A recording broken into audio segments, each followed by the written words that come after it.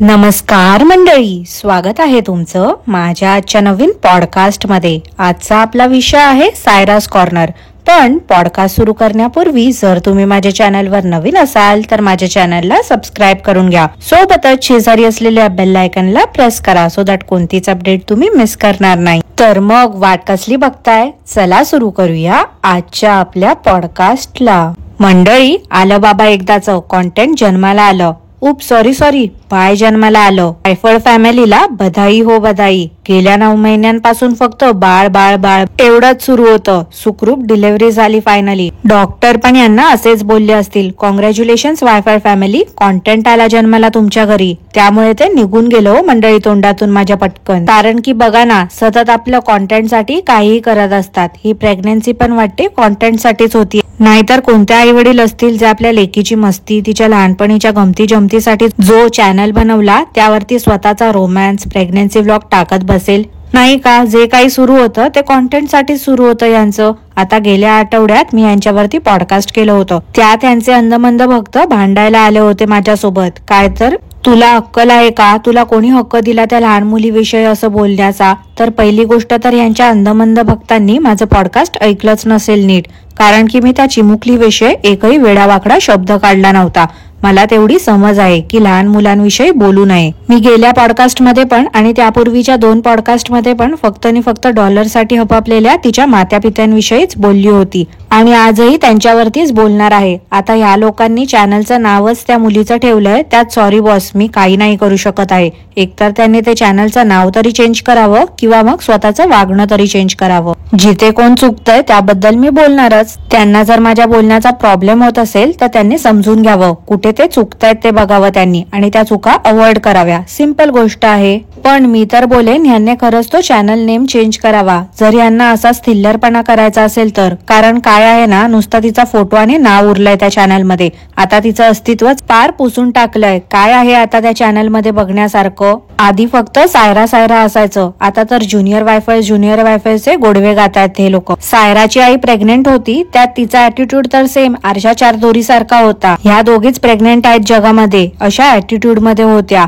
मी last time ही बोलली होती की कितीतरी सेलिब्रिटीज, दीपिकाचंच एक्झाम्पल घ्या ना मंडळी, फर्स्ट टाइमच प्रेग्नेंट होती ती। तिनेही एवढा गाजावाजा किंवा दिखावा केला नसेल तेवढा ह्या लोकांनी केला होता। कितीतरी सेलिब्रिटीज लगेच डिस्क्लोज पण करत नाही प्रेग्नन्सी बद्दल, किंवा बेबी झाल्यावरती पण फुल प्रायव्हसी मेंटेन केली जाते त्यांची। फेस पण कोण रिव्हील करत नाही लगेच। पण ह्या क्रिंज आंटीजने तर लाज शरम सगळं सोडून दिलंय। एक तर प्रेग्नन्सी किट घेऊन जाते काय वॉशरूमला आणि मग प्रेग्नेंट आहे ते शूट करून येते। दुसरी तर गाव दुनियेला प्रेग्नेंट आहे सांगायला प्रत्येकाची रिएक्शन काय कॅप्चर करत बसते। थोडे दिवस थांबा मंडळी, कॉन्टेंट संपला ना की प्रेग्नन्सीची प्रोसेस ही दाखवायला कमी नाही करणार आहे ते लोक। ह्यांच्यातले तर काही जण हनीमून व्लॉग्स पण शूट करून झाले आहेत।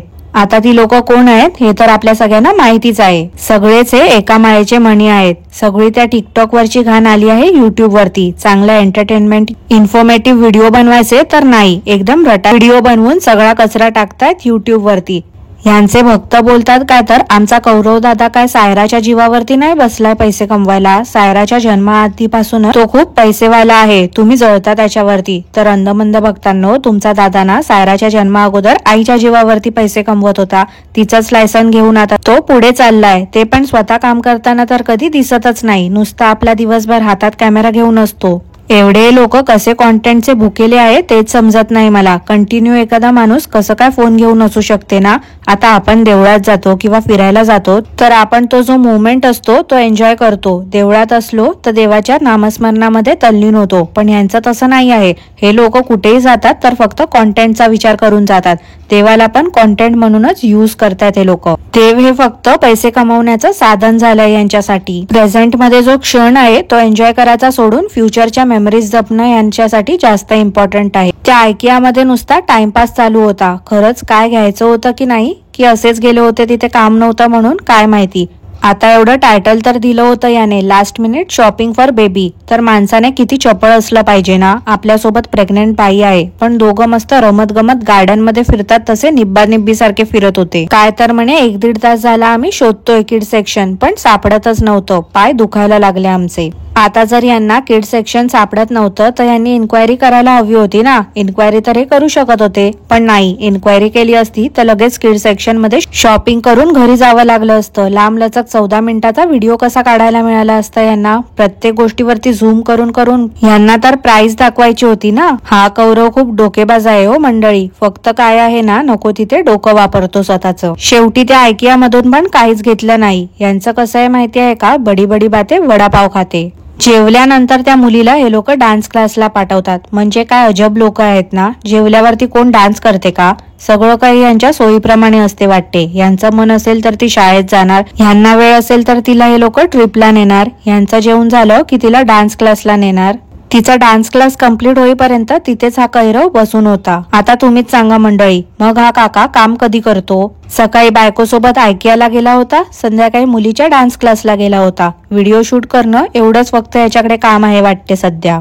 मागे त्या किरकिड्याने पण बहिणीच्या प्रेग्नन्सीच्या वेळेला हॉस्पिटल बॅग पॅक केली होती. लक्षात आहे ना तुमच्या? तसंच या सायराच्या आईने पण हॉस्पिटल बॅग पॅक करून दाखवली. यांची ती हॉस्पिटल बॅग बघून असं वाटत होतं ती हॉस्पिटल बॅग कमी आणि ती नवरी नाही का सासरी जाताना ट्रॉली बॅग्स घेऊन जाते ती जास्त वाटत होती. तो व्हिडिओ पण यांनी सायरा समोरच शूट केला. त्यात पण तिचे एक्सप्रेशन अजिबात लहान मुलींसारखे नसून अगदी आजीबाई सारखे होते. ते प्रोडक्ट्स तर मला असं वाटते प्रमोशनचेच होते असतील, पण सांगताना बोलले की हे सगळे आम्ही पर्सनल चॉईसनेच मागवले आहेत वस्तू. आधीच कोण एवढं सामान आणून ठेवतं का?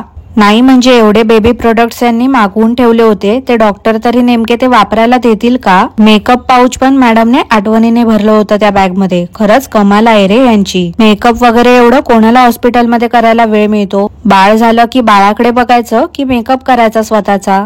ऑलरेडी यांची बॅग फुल होती, तरी पण कॉमेंट करून आम्ही काय विसरलोय का बॅग मध्ये भरायला ते विचारत होते. त्या 25-30 मिनिटाच्या व्हिडिओमध्ये इन्फॉर्मेशन कमी आणि बडबडच जास्त होती या दोघांची. आता त्या मुगाच्या लाडू बनवतानाच्या व्हिडिओमध्ये सायराची आई चिकन बनवत होती, तेव्हा त्या चिमुकलेने डॅडी डॅडी करून हाक मारली. त्यावर कैरव काका कसे बोलले ऐकलत का मंडळी? कशाला कोकलते काय माहिती. वारे वा कैरव काका, ज्या सोन्याच्या अंडी देणाऱ्या कोंबडीमुळे आज एवढं अनुभवता तुम्ही सुख, तिच्याबद्दल असं बोलताना काहीच कसं वाटलं नाही हो तुम्हाला? ती चिमुकली क्ले पासून काहीतरी बनवत होती हे दाखवण्यासाठी तुम्हाला हाक मारत होती आणि तुम्ही काय बोलताय तर ही कशाला कोकलते काय माहिती. तुम्हाला त्या लहान मुलीच्या बोलण्यापेक्षा व्हिडिओ जास्त इम्पॉर्टंट आहे का? त्या हॉस्पिटलमध्ये तर या लोकांनी नुसतं घरच करून टाकलं होतं. ठीक आहे, घरापासून 5 मिनिटावरती हॉस्पिटल आहे, पण एवढं सगळेच तिथे तळ ठोकून होते ह्याला काय अर्थ आहे का? इतरही पेशंटचे रिलेटिव्ह होते तिथे आजूबाजूला आणि यांचं काय सगळंच आपलं शूट करत बसले होते. एवढ्या कठीण प्रसंगी पण कोण कसं काय व्हिडिओ रेकॉर्ड करू शकते ना, मला तेच समजत नाही आहे. म्हणजे यांना सिरियसनेसच नाही आहे का कोणत्या गोष्टीचा?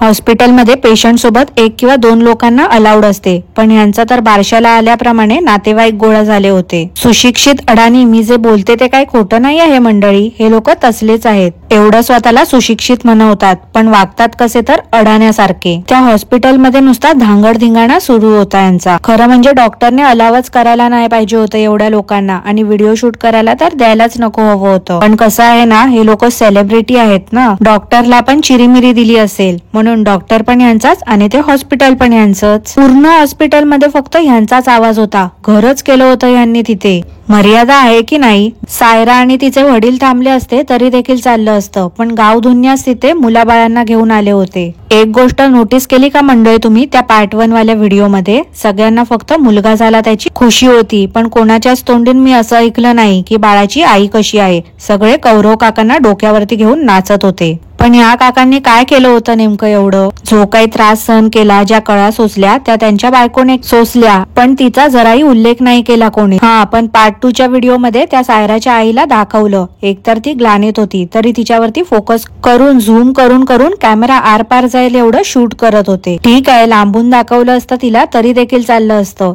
एवढं झूम करून करून तिला ग्लानीतनं उठवण्याची काय गरज होती का? मूर्खासारखे तिथेही तिच्यासोबत गप्पा मारत बसले होते सगळे. उठ सूट आपलं सगळंच दाखवायचं असते यांना वाटते. तुम्हीच सांगा मंडळी, खरंच काय गरज आहे का? आता काय डिलिव्हरी झाली आहे ना, मग यांचं सुरू होईल प्रमोशन करायला, आणि त्याच सोबत बच्चा दिखाओ पैसे कमाओ स्कीमचा पण पुरेपूर लाभ उचलतील हे लोक.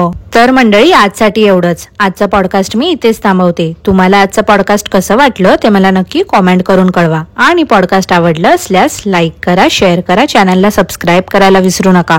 सोबतच शेजारी असलेल्या बेल आयकॉनला प्रेस करा, सो दॅट कोणतीच अपडेट तुम्ही मिस करणार नाही. धन्यवाद.